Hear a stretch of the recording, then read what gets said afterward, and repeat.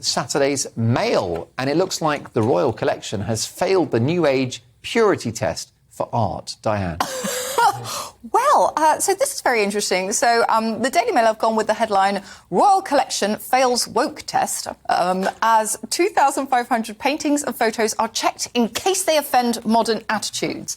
Now, this means that they are going through the Royal Collection, and where certain phrases that describe the artworks may cause offence to modern sensibilities, they are updating the phrases. So, for example, there is the phrase epileptic boy on a sketch by the 17th century Italian painter Domenichino has been changed to boy with epilepsy. So it's not the actual artworks themselves that they are amending, it's the way that they're being described. And I can sort of understand this because the artwork is what is journeying through time. The artwork started at an earlier place in time and it will last beyond many of us. And it kind of makes sense that you want the description of that artwork to travel along with it and the description to morph and change to follow the artwork as it goes so that more and more people have access to it in the future. I understand that. It's not like what the Victorians did with the Bayeux tapestry, where they literally sewed little underpants on all the naked men.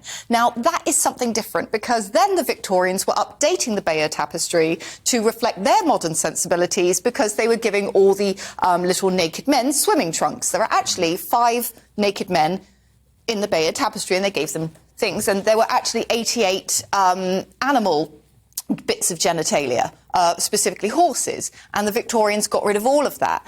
And to me, that's not on, you know, because you're changing the actual artwork. So, but I know that some people are going to sort of get a bit angry with this and saying, oh, you're changing history. They're not changing the artwork. Unless The Epileptic Boy is the original title of the piece, then I don't think anyone is within their rights to change what it's called. Because let's think of Van Gogh and his sunflowers. Let's imagine that, I don't know, in 50 years' time, the word sunflower has awful connotations about something else. It's like tough luck. Like wallflower means something else. There you go. Yeah, okay. Or maybe you go to the Science Museum and you know, you're reading about manpower in relation to engineering.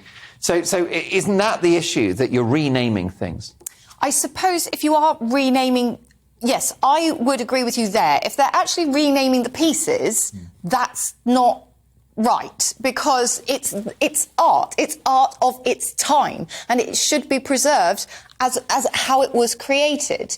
And if you don't like it, don't ruddy look at it. But in terms of the description, I think it's quite a clever thing to update it, because then it has an appeal that can travel through time with it and hopefully appeal to more people. And I think that's fair enough, because the description of any artwork is always going to be the opinion of the person writing that description, and it's normally an art historian. So something and who listens to them? Well, they're very boring people and make terrible company at dinner parties. And also, they do need something to do. Like the art isn't changing. They do need a... Well, most art critics spend all day having hot baths. I have that on good authority. What do you think about this? I mean, what is your attitude to this sort of airbrushing of how we describe I feel like keep everything as it is. Like right now, I don't even feel like we're modernizing it. I feel like it's just the royal family kind of just deleting evidence. It's just... yeah. We know plenty about that.